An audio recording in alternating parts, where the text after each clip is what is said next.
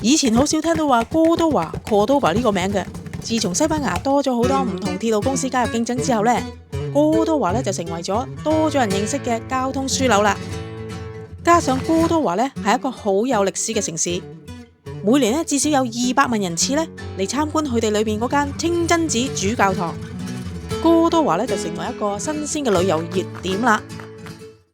同埋我會開箱喺哥多華我哋1000尺嘅住宿。依家就等我介紹一下我哋喺哥多華去咗邊啲嘅地方。我哋今日第一個要去嘅地方呢，就係哥多華清真寺主教堂。佢位於呢個舊城區裏邊呢，離我哋住宿嘅地方呢，只係行10幾分鐘嘅啫。因為我哋嗰日去嘅時候呢，天氣34度，所以呢，我哋都係揀搭的士去啦。咁究竟呢個係清真寺啊，抑或係天主教嘅主教堂啫？要識得去欣賞呢個建築物呢，就要認識佢嘅歷史啦。呢一個嘅建築物呢，本身呢係一個清真寺嚟嘅。早喺呢個7世紀嘅時候呢，哥多華呢係俾呢個伊斯蘭教徒佔據噶。後嚟等到呢個公元1236年嘅時候呢，哥多華就俾呢個基督徒攻佔咗啦。佢哋喺14世紀嘅時候呢，就喺呢個清真寺裏邊呢起咗一個主教堂，成為咗呢個羅馬天主教嘅主教堂啦。入到去第一樣見到嘅呢，就係種咗好多橙樹嘅外院，依家呢，就被列入咗哥多華世界遺產歷史中心嘅一部分啦。呢個清真寺主教堂嘅入場費呢，就係13歐元。見到呢個洋蔥形嘅門口呢，一睇就知道係伊斯蘭建築嘅 style 啦。行入去嘅時候呢，我哋都有啲戰戰兢兢，因為裏邊都幾黑下嘅，隻眼呢係需要時間適應啊。第一次見到咁古老嘅清真寺，真係好有趣啊！呢度點解咁多條柱嘅？柱上面又有紅白色間條嘅拱形支撐。呢度俾我諗起喺香港主教山嗰個水庫啊！聽講呢度呢有856條呢啲咁嘅柱啊！呢啲嘅格仔窗框同埋呢個半月形拱形嘅裝飾呢，都係伊斯蘭獨有嘅味道嚟噶。嗱，呢一個門咧點解咁特別呢？就係佢嘅方向咧就係朝向呢個麥加，所以咧當時嘅伊斯蘭教徒咧就係面向呢個方向嘅朝拜噶啦。當時嘅基督徒咧就喺呢一個嘅清真寺上面咧加建咗呢部分嘅主教堂啦。其實我覺得咁樣做咧都幾串嘅，感覺上咧就好似話俾人知，依家我先至係坐館，我話事。嗱，睇下呢個部分咧都幾有趣噶，左邊咧就係清真寺，右邊咧就係主教堂嚟噶。除咗加建咗呢個主教堂之外呢，另外仲加建一啲副堂嘅，當然呢唔少得呢個基督教有關嘅藝術作品啦。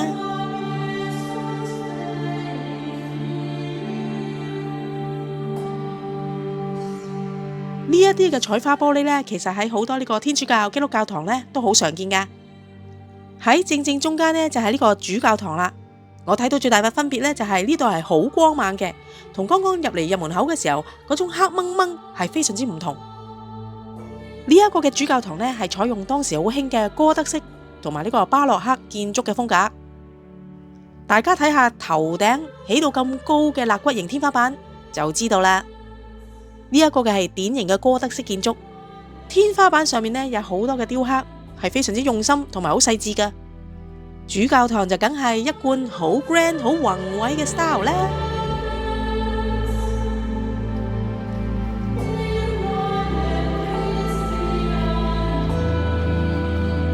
佢另外呢仲有呢幾個房間嘅，係專擺一啲藝術品嘅。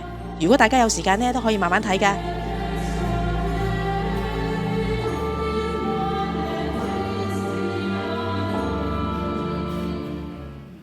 哥多華呢個舊城區呢，就真係好正，因為呢度好靜同埋好簡潔，同西維爾嗰個舊城區呢，嗰種喧鬧呢係完全兩回事嚟嘅。好睇得出呢個城裏邊啲人呢，真係好中意花嘅。你睇下啲牆上面呢，都掛滿晒呢個花籃嘅。呢一度呢，有一條好出名嘅花街，好多遊客呢就識得嚟呢度打卡嘅。我哋呢，一定唔會係執輸啦。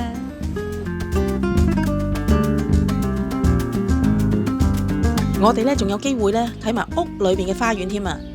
裏邊一樣係靚到嘭嘭聲噶，可以喺呢度呢睇下書，飲杯咖啡，真係好舒服噶。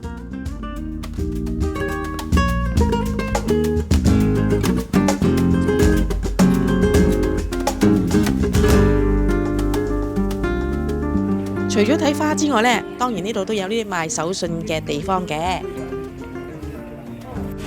你唔好以為舊城區就冇車行啊！你睇下呢條咁窄，一樣係有車經過。唔好指意呢舊城區淨係得馬車啊！喺呢一度我哋揾到一間 Google 評分有4.8嘅餐廳啊！呢一間餐廳呢，最主要係食 tapas 嘅。我好快咁俾大家睇下我哋食咗啲乜嘢嘢。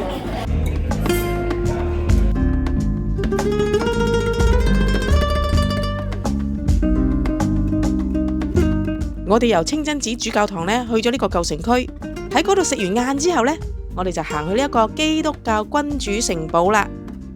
喺呢一度呢，景點與景點之間呢都係好相近嘅。呢一個嘅城堡呢係基督徒攻佔咗哥多華之後起嘅，最主要呢就係俾當時嘅君主住嘅。呢一個基督教君主城堡呢，入場費係7歐元。呢一個呢就係小禮堂，專門係放當時好興嘅馬賽克藝術品。城堡裏邊有唔少呢啲捐窿捐罅嘅通道。呢一個城堡呢有2座塔嘅，我哋好辛苦行到上去之後呢，喺上面就見到城堡外邊嘅花園啦。其實我覺得呢度呢最靚就係嗰啲花園啦。呢度啲花園呢唔止一個噶，有幾個噶，同埋佢有水池嘅添噶。每一個花園呢都有佢獨特吸引嘅地方噶。其中一個嘅水池呢，仲有呢個航海家哥倫布同埋呢啲君主嘅雕像添。呢一個嘅清真寺主教堂，另外一邊對住嘅係一條叫做羅馬橋，係1世紀嗰時興建噶。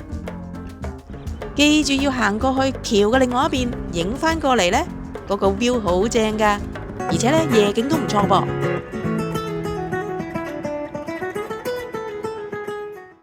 依家就介紹翻我哋喺哥多華今次嘅住宿。喺火車站行過去呢，都係5分鐘嘅啫。估唔到咁近舊城區嘅建築都咁現代化。嗱，依家就帶大家入去睇下啦。入到去呢，就係一個好大玄關嘅位置，右手邊呢，就係客廳。哥多華嘅住宿呢，真係好平好抵住。我哋住咗呢度4日3夜，總共380 Euro 咋。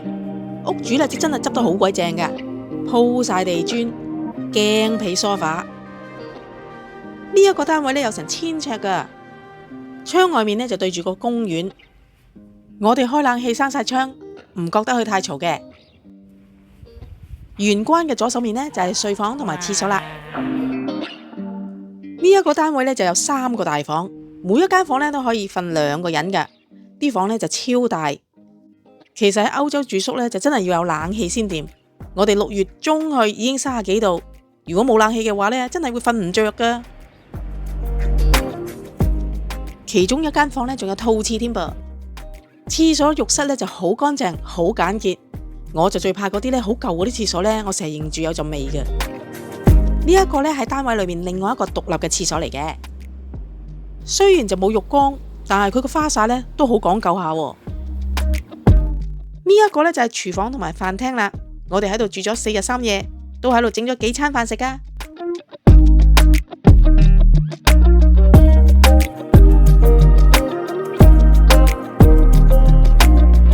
個廚房咁大，梗係要好好咁用下佢啦。廚房呢一度呢，有一個門口呢，就係通去露台嘅。我哋去嗰幾日呢，就30幾度，個露台呢，最主要呢，就用嚟曬衫啦。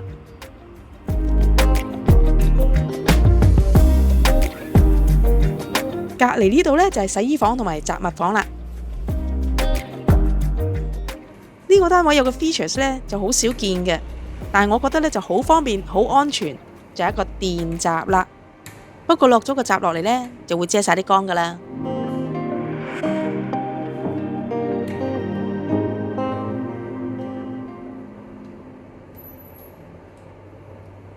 下一站我哋就去呢個 Granada 格拉納達，由呢個哥多華坐火車去呢，就只係45分鐘嘅啫。Granada 呢係一個古城嚟嘅，佢都係呢一個深受呢個伊斯蘭嘅影響嘅。當然我哋就梗係去睇呢個好出名嘅 The Alhambra 阿爾罕布拉宮呢。呢一個嘅阿爾罕布拉宮呢，就非常之大嘅，係可以媲美一個城市噶。呢一個嘅 The Alhambra 呢，係清真寺、宮殿、城堡嘅建築群，想入去睇啊，真係一票難求噶。如果想睇裏面，下一條片就唔好錯過啦。